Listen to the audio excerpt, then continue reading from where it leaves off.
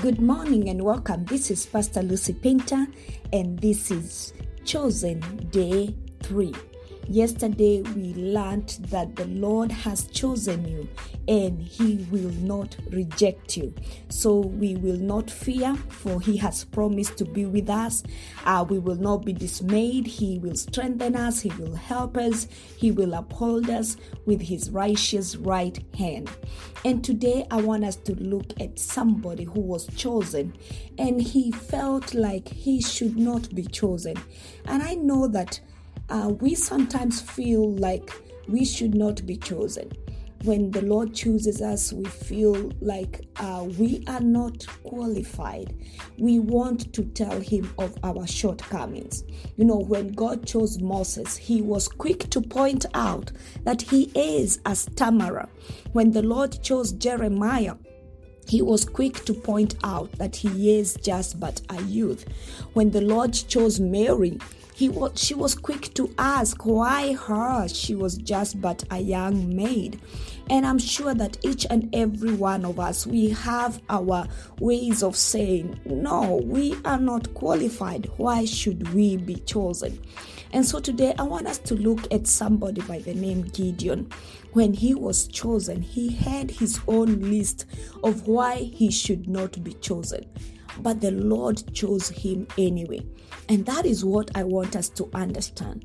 It doesn't matter how long is your list of why not you. The Lord chooses you anyway. So the Bible says in the book of Judges chapter 6 from verse 11, the angel of the Lord came and sat beneath the great tree at Ophrah, which belonged to Joash of the clan of Abiezer.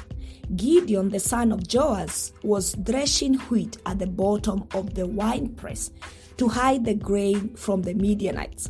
The angel of the Lord appeared to him and said, "Mighty hero, the Lord is with you." What a greeting. Here is a guy who is hiding. He is threshing wheat at the bottom of a winepress. Furthermore, he is doing something which is okay, but doing it at the wrong location. And the angel says and calls him a mighty hero. And Gideon says, "Sir, if the Lord is with us, why has all this happened to us?" He is contemplating on all the misfortune that has befallen them. They are under oppression. The Midianites come and destroy their crops when it is time for harvest. They are oppressed. And so Gideon is contemplating and feeling sorry for himself. And so when the angel calls him a mighty hero, he does not even notice the greetings. He notices what the angel says, that the Lord is with him. And he's like, if the Lord is with us, why have all this happened?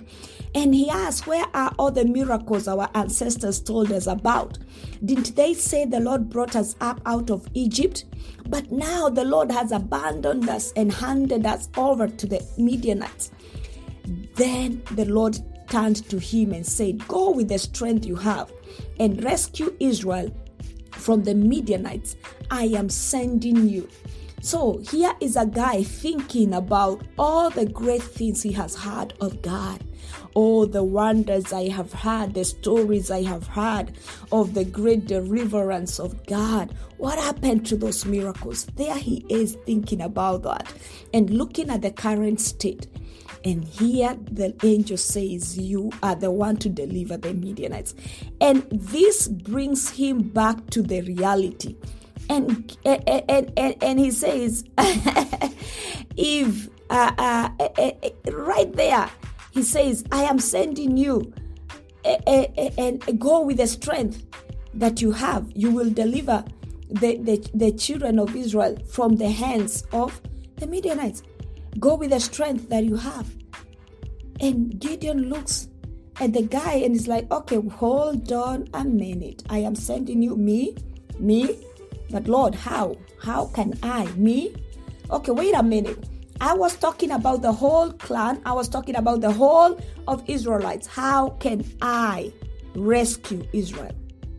So he now speaks of his list, and this is how it all goes when it comes to the choice. You are chosen. you start speaking of why you should not be chosen. Gideon has this list. He says, my clan is the weakest in the whole tribe of Manasseh. So he decides to start with the clan. He says, my clan is the weakest in the whole tribe of Manasseh. Then, leave alone the clan. I am the least in my entire family. So after you look at the clan, my roots, then when you come to me personally, I am the least in my family. Then the Lord said, it doesn't matter. I will be with you. And you will destroy the Midianites as if you were fighting against one man. Gideon says, if you are truly going to help me, show me a sign and prove to me that it is literally the Lord speaking to me. Don't go away until I come back and bring my offering to you. And he answered, I will stay here until you return. So here is Gideon giving him his list. He says, this is my list, why you should not choose me. My background, where I come from, my family, or my clan, where I come from, my family, we are the least. We come from, where I come from. Do you even know my family name is inconsequential? Do you even know? Furthermore, look at me personally. That list. And I'm sure that when it comes to being chosen, you have your whys. You have your list of why you should not be chosen. But I have come to tell you today, your whys don't matter. The list that Gideon presented never mattered to God. Because when God came to Gideon, he knew the list he had.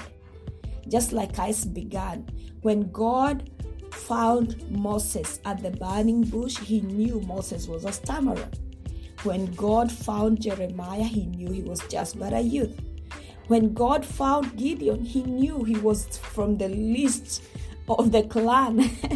He knew he was the least in his family. That list you have, that list of the whys you should not be chosen, he already has it. He knows why you feel inadequate. But it doesn't matter the whys you should not be chosen. He has chosen you anyway. And he is promising to be with you and to use you for the purpose that he has already ordained of you from the beginning. So stop feeling inadequate. Stop feeling irrelevant. Stop feeling that you do not deserve to be chosen. He chose you anyway. He has chosen you. I don't know whether this is a word, but of late it is a word that I've heard used. Regardless, I don't know whether it's a word. So regardless of the list of whatever you feel that this is why you should not be chosen, the Lord knows. If I look at my life, there were so many things that I have brought up, that I would have brought up, that I would have told God, because of this and this and this, God, you should not have chosen me to be a pastor. There were so many things. And I know that even people would have brought a list of things why I should not be a pastor. But you know what? He knows those lists. He already has those lists, but he chose me anyway. And I've come to tell you, he knows that list of things why you should not be chosen, but he chose you anyway. And he has promised to be with you. And so today I have come to assure you, you are the chosen of the Lord. This is Pastor Lucy Painter with your daily insight, and this is Chosen Day 3. Shalom.